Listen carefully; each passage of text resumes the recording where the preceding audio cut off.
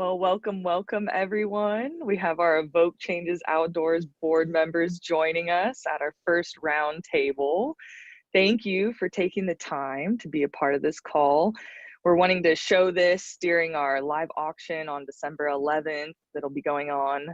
Open bidding will be for 4 hours in that afternoon. So definitely wanting to give other people some insight on what we're kind of doing and what our intention is behind the scenes of the trips that we're hosting.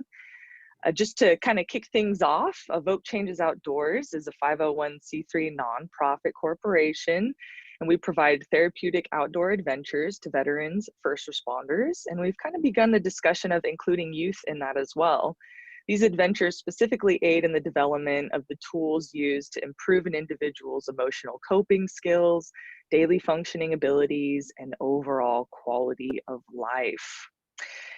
I am Danielle. I'm essentially acting as an executive director here in Evoke Changes Outdoors. And so I just help with little coordination tidbits and keeping in touch with partners and attendees and things like that. But we have some other people here that I would like to highlight and introduce. Let's just go ahead and go around the table and I'll give everyone a chance to introduce themselves, maybe mention their role and what you think makes Evoke Changes Outdoors unique. Sean, do you want to start us off? Sure. I'm Sean Patrick. I'm the founder and president of Evoke Changes Outdoors, an Evoke Changes company. So was it the reason why we started this? Just like what you think makes Evoke Changes Outdoors unique. And so that'll be a next question I'll ask though. Okay, so I'm already jumping ahead. And I think that what makes Evoke Changes Outdoors unique from some other nonprofits is the fact that we're able to include the therapeutic part of for the trips, right? We have licensed clinicians that are able to go out with us, right? And that's something that differentiates us from some of the other nonprofits that are out there doing similar things. Yeah, thank you for highlighting those attributes. How about you, Rudy? Yeah, good afternoon. My name is Rudy Ramirez, and I'm also part of the Evoke Changes executive board. I'm one of the vice presidents on the board. Happy to be with you this afternoon. I'm really happy to be a part of the board and part of the organization. Sean and I have been talking about this for several years now, and he asked me to be part of the leadership of the nonprofit. And I think what makes Evoke Changes Outdoors unique is that Sean really combines sort of his education and passion with the outdoor elements that people I think sometimes take for granted, the healing nature of being outdoors. And I think by uniquely combining those two elements really helps when dealing with people that have had trauma or have had experiences where maybe they're a little bit lost and they're looking for some guidance. And I think putting those elements of what Sean has studied and is now practicing from a clinical standpoint and combining it with sort of the unique healing elements of nature just really makes this particular venture stand out to me, and I'm happy to be a part of it. Thanks, Rudy. We're happy to have you involved as well. All right, Doug, how about you? Well, hello. I'm Doug Hutcherson, also one of the executive members here at Evoke Changes Outdoors. And as a veteran and someone who connects with that part of the community, I think really the big focus here and the thing that matters, whether it's veterans or first responders, it's a focus on recognizing that there is to some degree, a distinct profile for people that have volunteered for service. Maybe hazardous service is a better way to look at it. And in having the type of personality or decision to choose that, many of us have an additional not wanting or thinking we need help or not aware of it. It's not necessarily stubbornness always. Sometimes it's just ignorance. And the big piece here is in bringing in the outdoors and the elements and having it not be in a necessarily clinical setting. It enables an opening and the opportunity for what are typically type A personalities to come in, to start to share, to start to understand, and to learn where things might be, where they may have an opportunity for healing or growth. And that, again, as Rudy said, Sean's background and education dovetails then with the outdoor aspect, so that it comes together where an entire group of people that would not necessarily ever receive service get the opportunity to be exposed to it. And that is a very unique offer, if you will. Yeah, absolutely. Well, very well said. Really appreciate your perspective and what you've highlighted. Sean, as the founder, what was your primary objective in creating Evoke Changes Outdoors, and how did your past experience roll into that mission? So having conversations with Rudy and Doug, Doug had me over for dinner one night, and we had a conversation in regards to what it is that I was wanting to do and goal-wise. We had a conversation about, starting a nonprofit, and specifically, focusing on veterans and allowing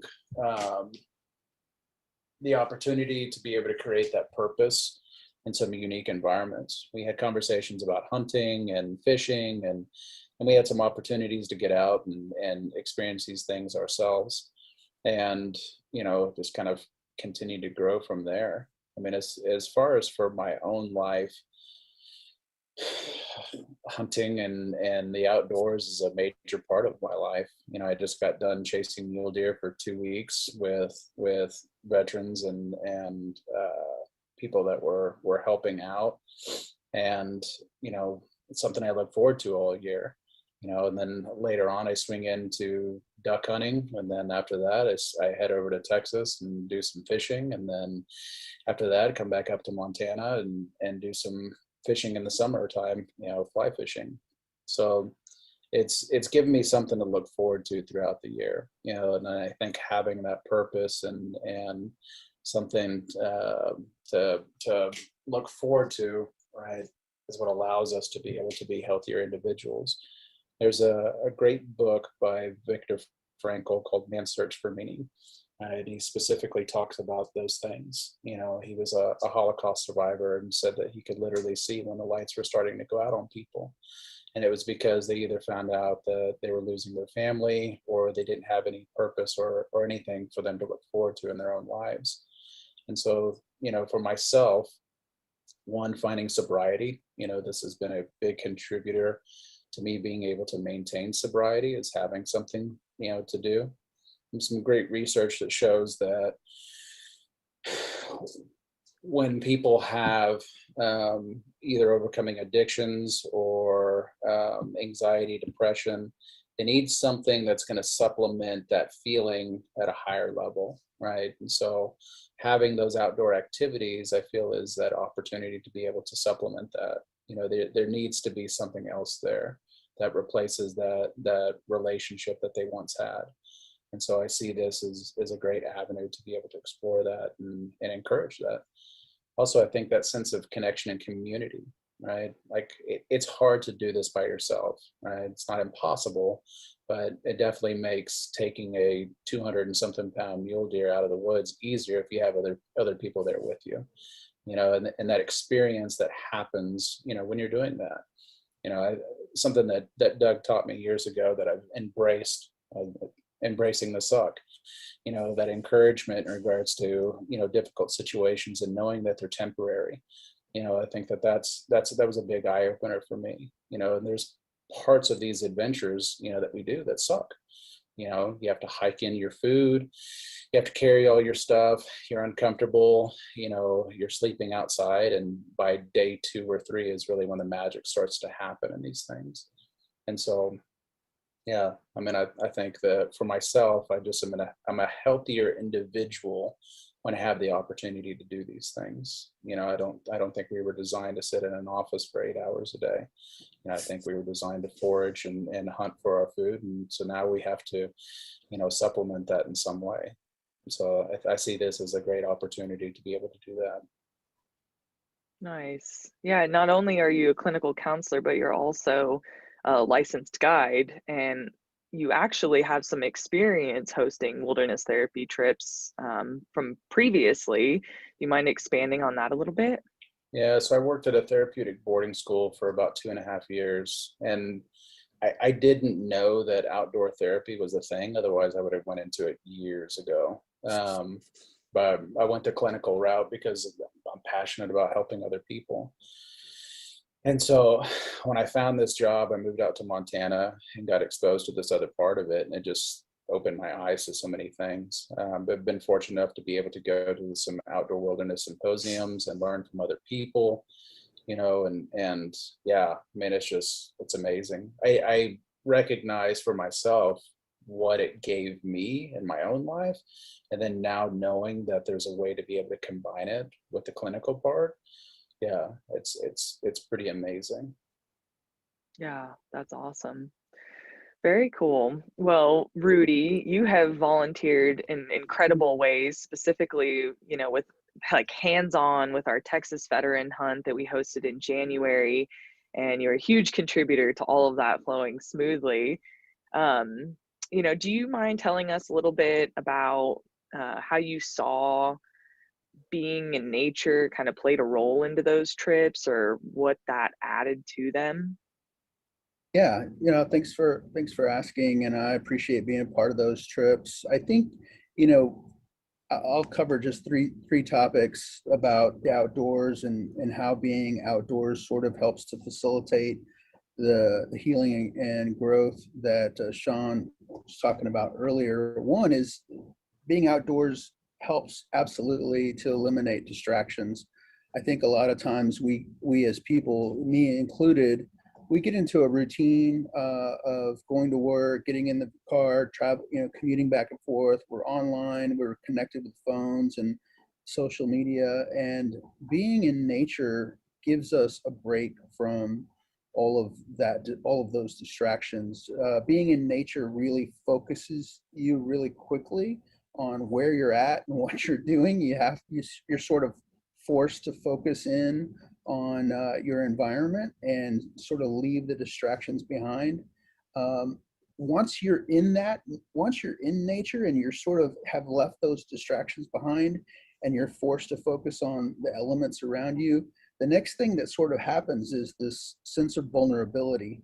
And, back to what Doug was talking about earlier with people who have volunteered to serve in a dangerous career. A lot of times you have to leave that vulnerability behind because that vulnerability can get you hurt or can get you killed.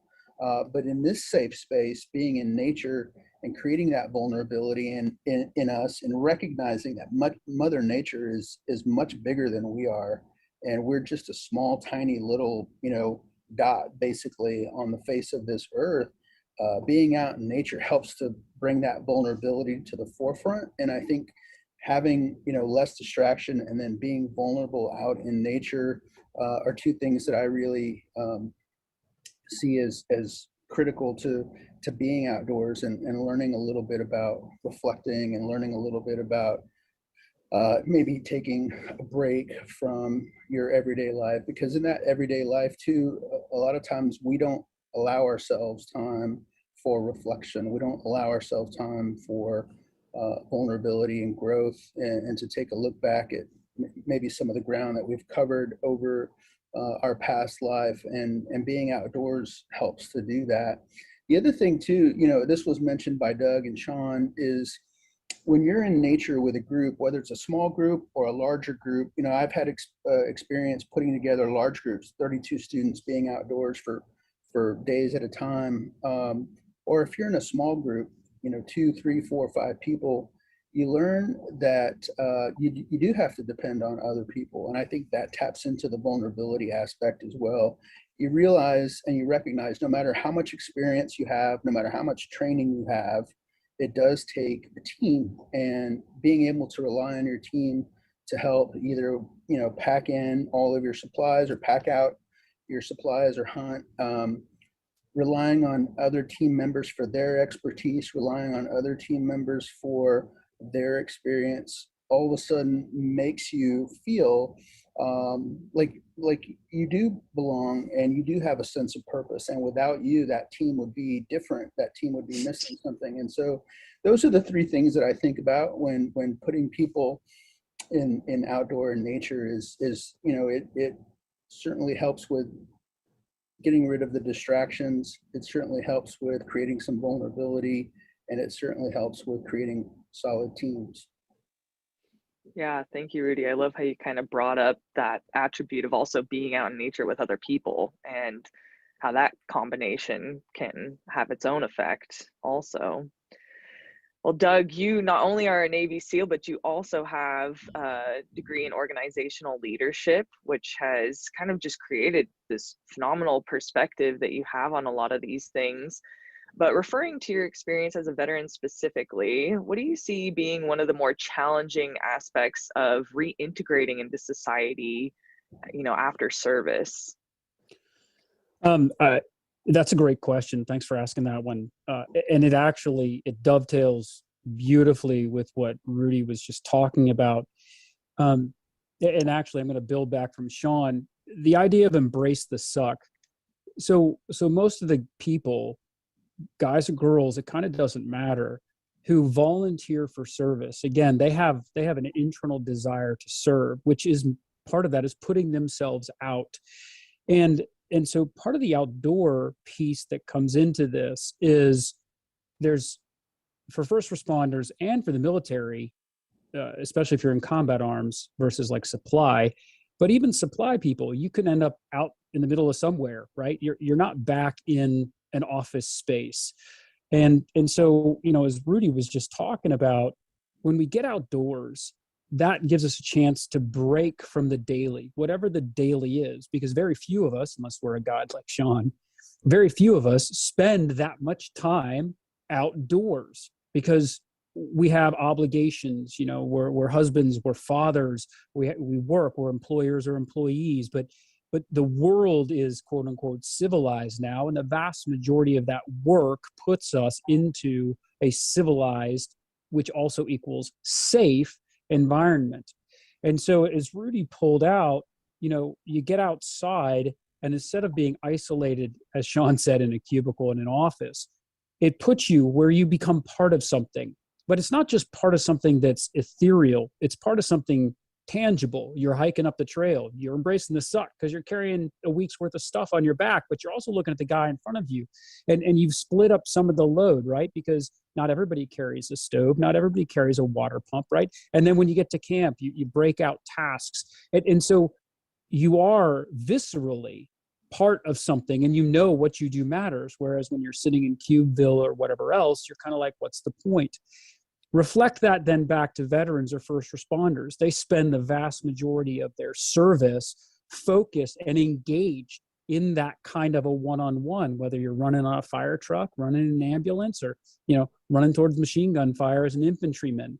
You have those deep relationships. One of the most common things that I hear about and see as a veteran who's come out of service is guys are like, oh, if I could just be 30 years old again and doing it again. Why? What was miserable? Yes, it was. So why would you want to go back to it? Because I never felt more alive, or I never had the kind of relationships now that I had back then, because you were sharing the experience with someone. And it's really hard, you know, as Sean said, you know, it's only within the last couple hundred years that we spend so much time indoors. So for all of human history, we spent the vast majority of our life outdoors, not necessarily being chased by a lion, but still you're outdoors. We don't even have that. So life has become so comfortable materially that I think that part of the problem is there's a piece inside that isn't being addressed. And as Rudy pointed out, you get outside and things slow down. The constant buzzing of the cell phone, emails, work, whatever, and you get to be in the here and now. You get to focus on whatever that goal is. So instead of living in isolation or in your head in the future or worried about all this other stuff, you now get to come back and embrace an actual face-to-face relation with people. even as we're going through this crazy time of COVID, and great, Zoom's awesome, and we can have a face-to-face virtually right now. Still, when you go back and you look at the amount of communication that is verbal versus nonverbal, and this is a big area of study, why is video conferencing even better than a phone call? Because at least I get to see a reaction, right? And so when we start getting face-to-face with people again, the vast majority of us, having lived even in Cubeville isolation, don't spend that time relating, or it's in a work capacity. So I'm trying to do something, but you don't get the relational piece. And so when we start looking at, how does a veteran or a first responder look at this? They spend a lot of time in the trenches with each other. And you have a lot of time that is accidental, if you will, relational, because you still have a job to do. But you end up building those relationships. When you come back out of that, and now you're in the civilian world or the workaday world, and all of that fabric of relationship that you've built up or you've become used to, which arguably is actually very healthy for the person, is suddenly gone. And so now we see things like the rash of veteran suicides. Veteran suicide has always been a problem. Why? And there's some interesting studies that have to do with traumatic brain injury and some other things that might lead to or enhance, unfortunately, the pursuit of suicide. But, tying this back into what Sean said, when we were having these conversations, I looked at him, I said, hey, Sean, I know a guy that after retirement, multiple years after retirement, killed himself while his family was gone. It was a guy I went through buds with, okay? And his wife said, when he called me and told me to pick up the kids from school, I knew I'd find him dead when I got home. So it's real. And if you haven't served, you're like, oh, it's just another statistic. Well, it is, and it isn't. We have the same problem with first responders, right? Because again, they're used to putting themselves out there, and they don't even know how broken they are, or where they're weak, or where they're susceptible. And so there's that big opportunity here to come in and try to fill that. And a lot of it is simply education. You brought up my degree in organizational leadership and management. I very much enjoy studying it because, just like Sean, it's a focus on how do people actually work? How do teams work? Why did some teams work and why did some teams fail? And you get to get into that dynamic of what actually enables people to move forward. So did that answer your question? Yeah, I mean, I really appreciate you just expanding on that because, for us, those who have not served, it is hard to conceptualize what is happening in that transition. And just like you said, sure, it's a statistic to some people, but, I think you've very eloquently just highlighted what's going on behind that and why is it such an important statistic that we should pay attention to. I'm maybe can't relate to having such in-depth experiences and such a focus on a purposeful mission, but I have felt disconnection, and I can conceptually understand, how that would be so challenging. So I really appreciate you, expanding on that to such a depth. Just another kind of question following up. What do you see these Evoke Changes Outdoors trips being able to offer veterans specifically? Well, I think I'd sum it up in very much what Rudy actually brought up, that he was talking about witnessing. It's great that it's outdoors, and I think there is something to being outdoors, but I think it's the break from the daily.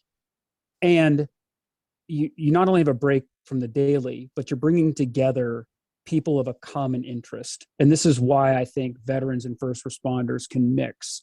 It doesn't matter. Everyone said, I do or I will, right? When you're in the military, you raise your hand and you say, I will put my life on the line, and you relinquish some of your rights legally, actually.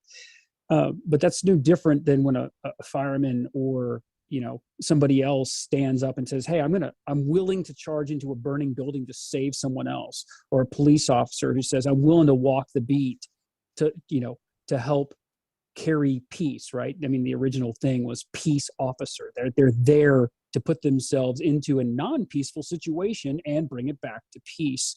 So, there's something else here that I don't think we typically think of as first responders, because we think of EMS, but I would argue that should expand out to the people that serve in the emergency rooms. And when I was serving, I happened to know a guy who was a doctor in an ER, and he was a reservist, but he was a doctor in an ER, and he fit in perfectly with the SEALs and Green Berets that were there, because he lives in that same high tempo, very mission focused. You've got to work as a team. Lives literally are on the line.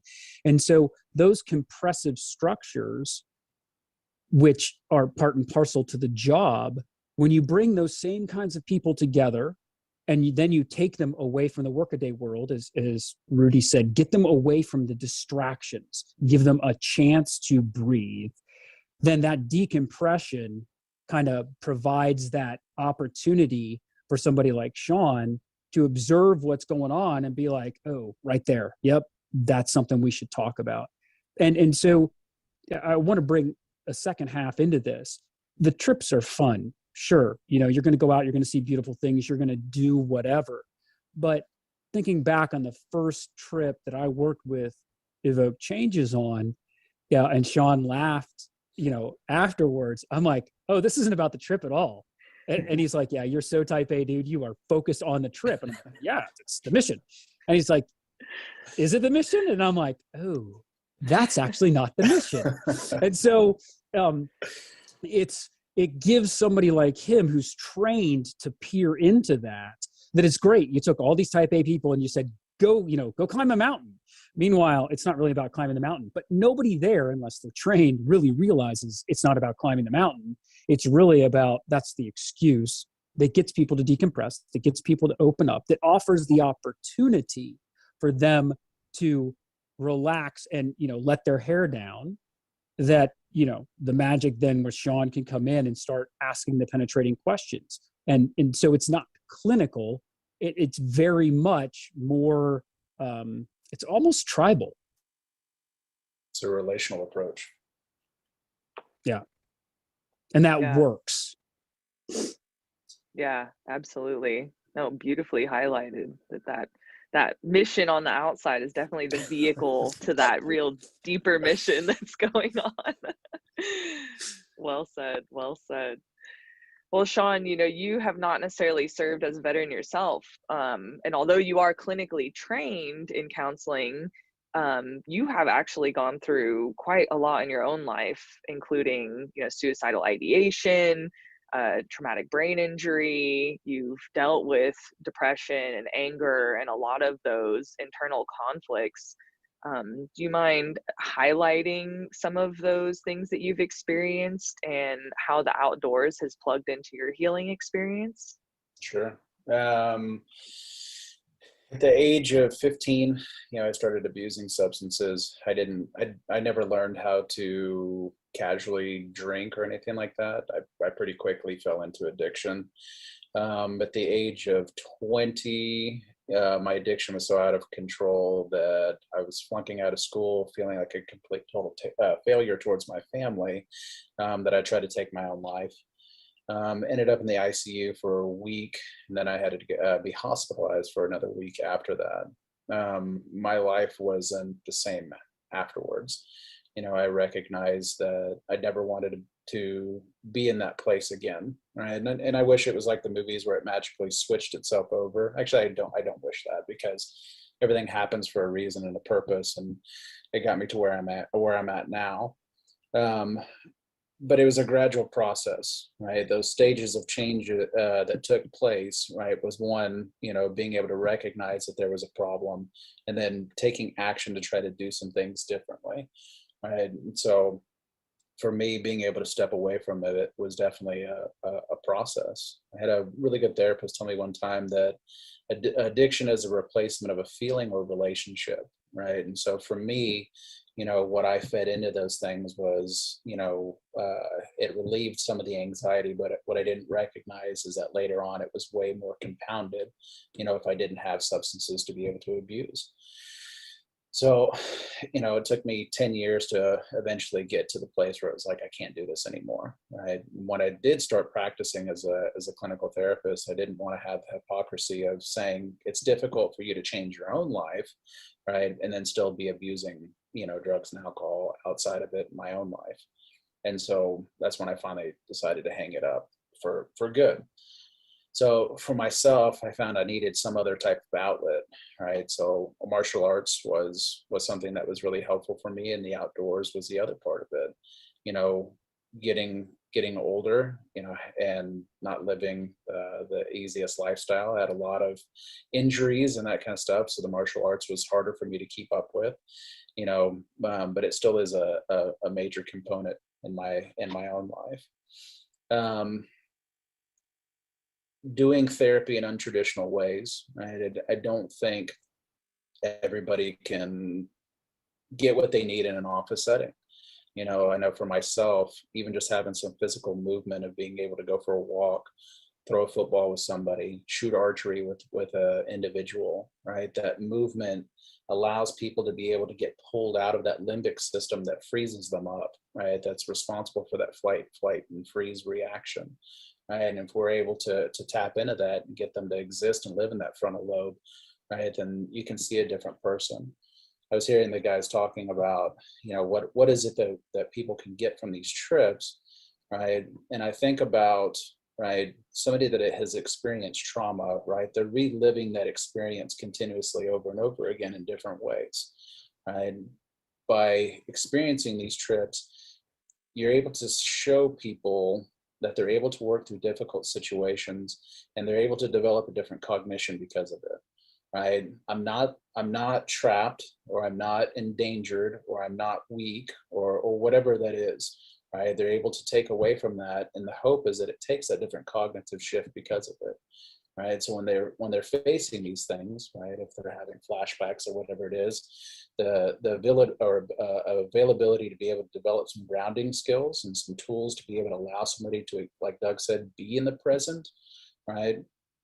When we go to those places, we're essentially experiencing the past, right? It's not currently happening, but our body has processed this to be able to believe, like, okay, I'm in this horrible situation, right? In order for me to try to get out of it, this is what needs to happen.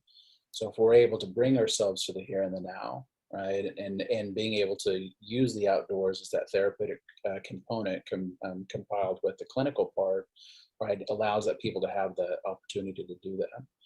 For me, in my own life, there was things that I got from traditional therapy in the office that were helpful, but being younger, it was like planting seeds, right? It wasn't until later on as an adult that I recognized, like, oh, okay, that's what that person was talking about, right? And I was able to start changing those things, but it was a gradual process.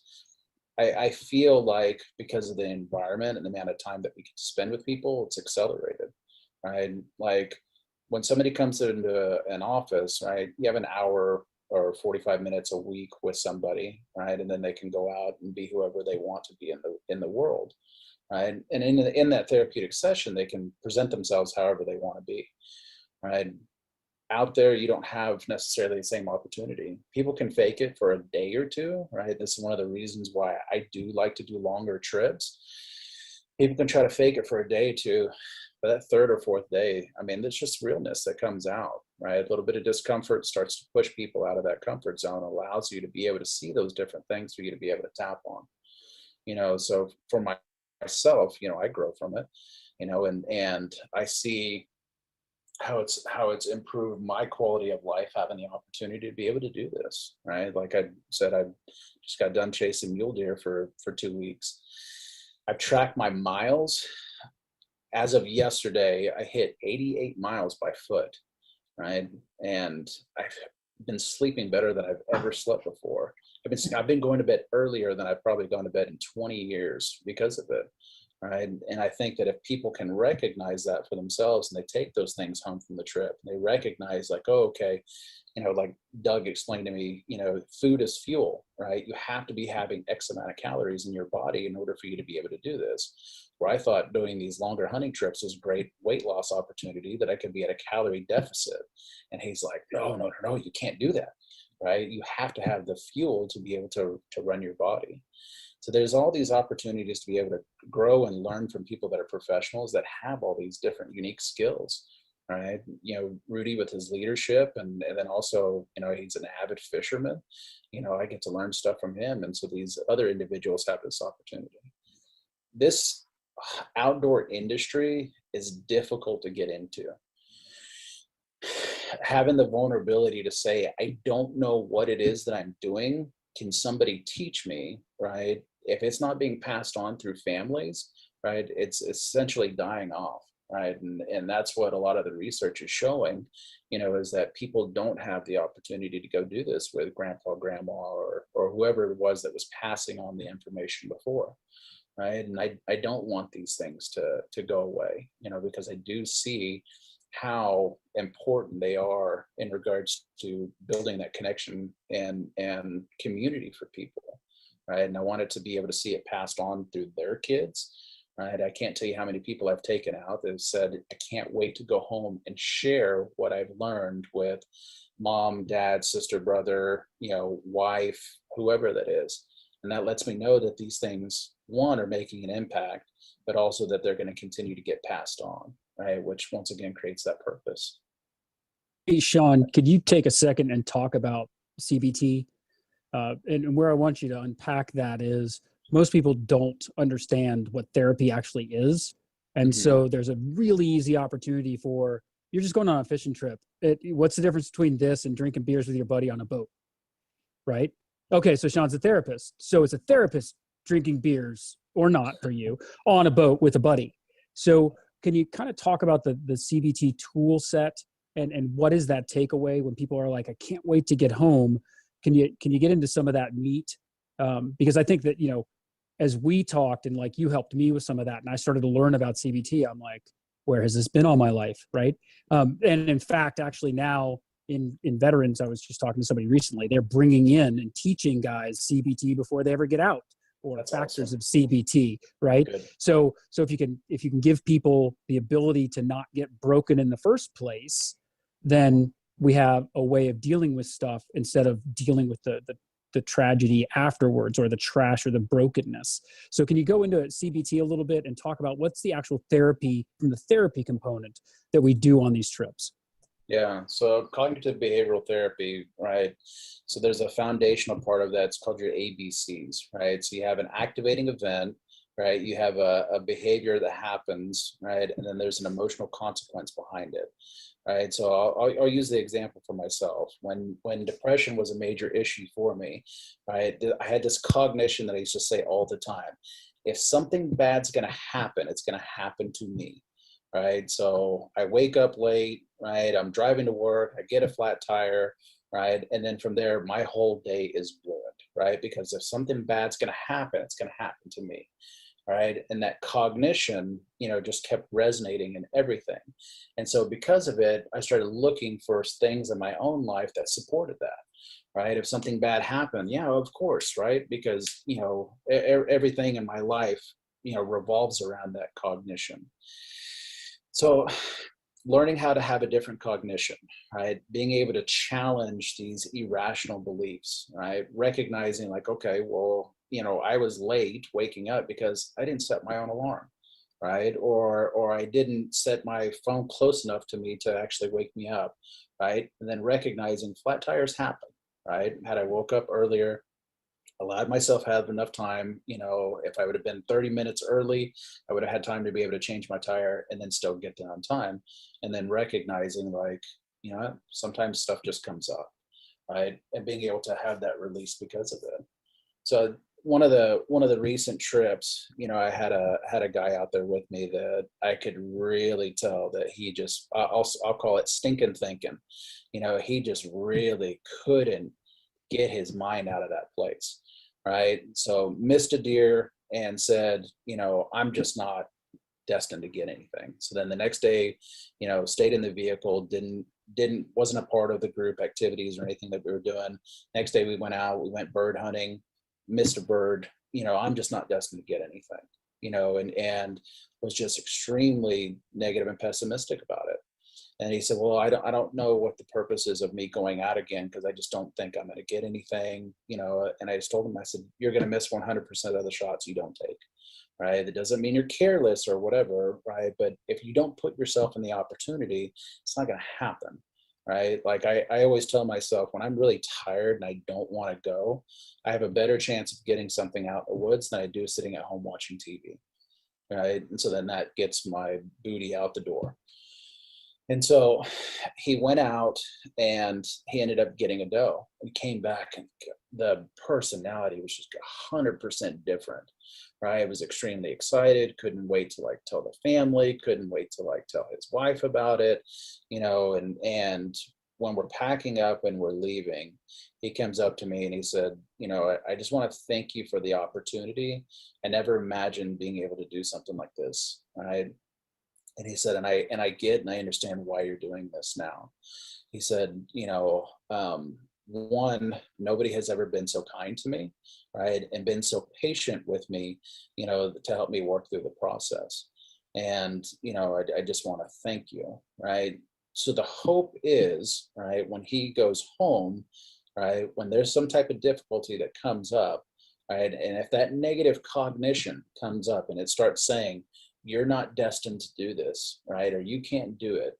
One, that he recognizes physiologically what's happening in his body, right? That if he can recognize that his heart rate shifted, his breathing changed, right? Or his confidence became lower and he's not making eye contact, right? He's able to recognize some type of cue that's happening, that he can shift that cognition and he can recognize what I'm doing is I'm awfulizing, right? As I'm contributing this to, or I'm personalizing, I'm contributing this to me being like this black cloud that things follow around and bad stuff happens to, right? And that's not the reality, because there are good things that happen in my life. And so if he's able to take that different cognitive shift, right, and change those things, right, then he has a different outcome because of it, or he feels different because of it, right? So there's a saying that I really enjoy, right, is that there's no difference between an ordeal or an adventure, it's your attitude, right? And if you can look at things, right, versus what is this trying to teach me versus why is this happening to me, you feel very different because of it. Right? And that's that CBT component that I feel is such an important part, right? We all hear these things, right? Now when I hear them, other people saying those negative cognitions, they just voice to myself, right? It just makes the hair on the back of my neck stand up, right? I naturally want to reject it and get away from it because I know how that feels. It's essentially drinking toxic poison on a daily basis, right? So if you can get somebody to think and start acting differently, then they start feeling differently, right? And the hope is that effect starts to change everything in their life because of it. Really appreciate how you kind of elaborated on some of that behind the scenes differentiator. And thank you, Doug, for posing that question, because I kind of, like you've pointed out, Doug, that is a huge difference between what we're doing with Evoke Changes Outdoors versus those more traditional and common guided trips. Yeah, thank you, Sean. Absolutely. So Rudy, kind of now we've gotten into a little bit of the meat of what's going on behind the scenes. You have been involved in our trip down in Texas, and this past year it was a mix of first responders and veterans that went on that trip. Can you share kind of what you noticed among the attendees during the trip, and maybe were there any key takeaway points that you saw the attendees leave with?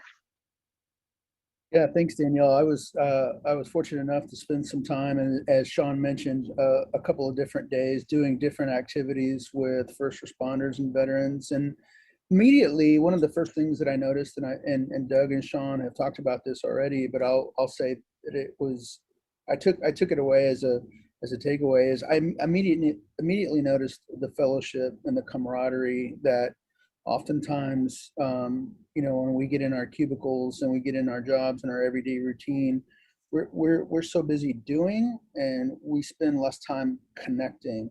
And I noticed in that fellowship and camaraderie, really early on, just sort of getting on the boat, there was some camaraderie already being developed, some connections being developed, connections that wouldn't happen in another setting, even if you're in a meeting room, or in some hotel room where you're trying to facilitate a session and everybody's sitting in a circle. There's still not those connections that happen when you sort of step off the dock and onto a boat. And so regardless of what we think, quote unquote, the mission is for the trip, or what we think the objective is for the trip, these little micro connections are happening even without us being involved, without us, overtly stating you need to be thinking about this or doing this.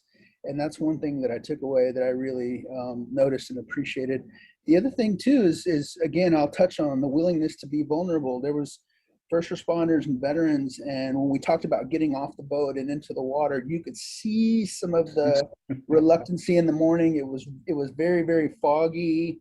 They weren't sure kind of where we were located because it was so foggy. They were a little bit disoriented, like where's the land, where's the water, how deep is this? And you could immediately see some vulnerability. And so as they were getting prepared to step off the boat into the water, I noticed people saying, hey, can you help me with this? Or show me how this works, or tell me how this, and those are really sort of small opportunities to let people be vulnerable without saying, I don't know what I'm doing, without saying I'm really concerned, I'm really scared. And the more times you let people sort of come to those moments on their own through the environment, the more opportunity you have to really help them along their journey with either reflection or with perspective, or to Sean's point earlier about how they think about the world. So I really watched and appreciated people's willingness to be a little bit vulnerable, even though they didn't say I'm being vulnerable. You could see it happening.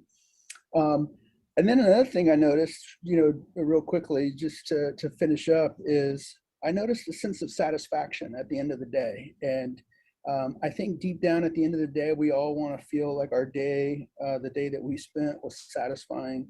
And whether we caught fish or didn't catch fish, or shot ducks or didn't shoot ducks, or whatever the case, at the end of the day, I felt that everybody walked off with a satisfaction that they accomplished something that day. And maybe all they accomplished was to learn something new, to learn something about the environment, to learn something about a specific technique or fishing lure or whatever. But there was a sense of, hey, today was one of those days that I'll just keep back here in my memory as being a good day. And I accomplished being out in the environment, which was new for them. So I think those are the things that I'll take away from the trip. Oh, I really, really love your insights that you kind of mentioned. Exactly like you said, regardless of what our mission and drive might be with hosting these trips, there's always other dynamics going on underneath that. And, we feel so grateful that the dynamics we've seen come up have been apparent in what they are and how they can contribute to improving people's quality of life or experience, or just like you said, having that memory to look back on. Well, I want to be considerate of everybody's time, and we're kind of getting towards the end of our discussion, but before we part ways, I want to give everyone just a couple minutes to maybe share, if you could share one piece of advice to someone who wanted to increase their quality of life, what would it be? And Doug, I'd love to start with you. Wow. One thing, I think that probably the one thing would be humility. And what I mean by that is admit that we're all dysfunctional. None of us is perfect. So there's always an opportunity to grow. So the piece of advice coming from this would be to say, you look at the great people of the world, and one of the things that's most interesting about a lot of them is the humility that they exemplify, and they don't feel that they're perfect. They don't feel that they have to have known everything or accomplished everything. And so as we're looking at this, and this kind of goes back to Rudy's piece, the willingness to be vulnerable. I love that phrase. That takes humility. To be vulnerable takes humility. So the piece that I guess I would offer in closing here is focusing on that humility. And in this case, Evoke Changes Outdoors grants people the opportunity to have that vulnerability that comes through that humility. I really appreciate that, Doug. Beautiful insight. Sean, if you could give one piece of advice to someone who wanted to increase their quality of life, what would it be? Don't be afraid at sucking at something new. I think that is such a hard thing, for people to be able to step outside of their comfort zone and do something new because they're afraid that I may not do it right. I can't tell you how many times I've been on trips with people that they're afraid of doing something because it's like, well, I don't know how to do it.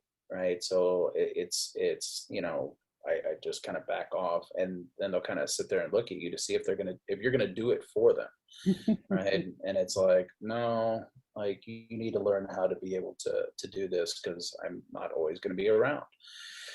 And so how to be able to recognize, right, when you're in that place that I'm afraid of stepping into vulnerability, right, and potentially looking, like I don't know how to do something, right, and that fear of how other people may react or respond, right, and creating that safe space for people to be able to do that. Right? I think that's such a great opportunity that we have, right? So I think that's something, right, like we're not born with the knowledge of how to do all these different things. I think of all the different stuff that I've been exposed to. At one point I had no idea what I was doing, right?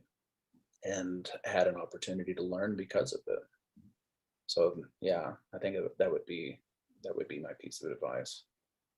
Wonderful. Thank you. Rudy, if you could give one piece of advice to someone who wanted to increase their quality of life, what would it be? I would say take time to reflect on your life. We all go through, as Doug mentioned, none of us are perfect. We all go through trauma. We all make mistakes. We all have regrets. We all wish we had done something different or better, or maybe made a different decision in life.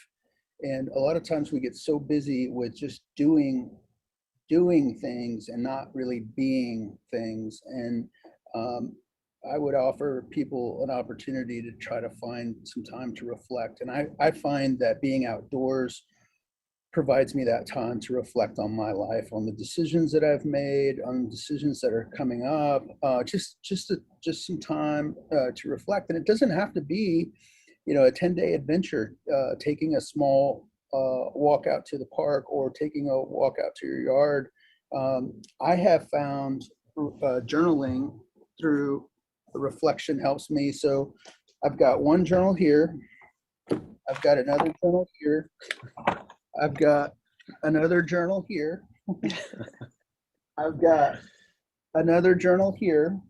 And so I think people are kind of amazed when they spend time around what's around me and they see that I have 5 or 6 journals going on, and they're like, what's that about? And each of them provides me an opportunity to reflect on my life. And I think, if I would offer a piece of advice to someone about having a better quality of life, is if you don't know how to reflect, or if you don't make time to reflect, try spending a little bit of time doing that. And it could be just a small reflection on your day. It could be a small reflection on the past week, or it could be a much larger, deeper reflection on the decisions that you've made over your life that have brought you to this point, and what decisions you might make going forward. So that's what I would offer.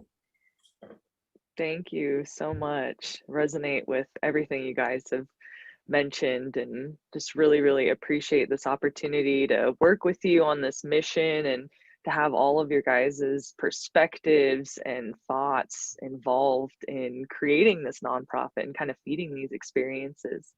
So thank you so much for your time today and for sharing yourself with us, for all the viewers out there. And thank you those who have stuck around and watched for taking the time to get to know us, and those who are behind Evoke Changes Outdoors. Well, I really appreciate your guys' time today, and thank you all so much for your efforts in being involved in this nonprofit. Yeah, thank you guys. Most welcome. Thank you.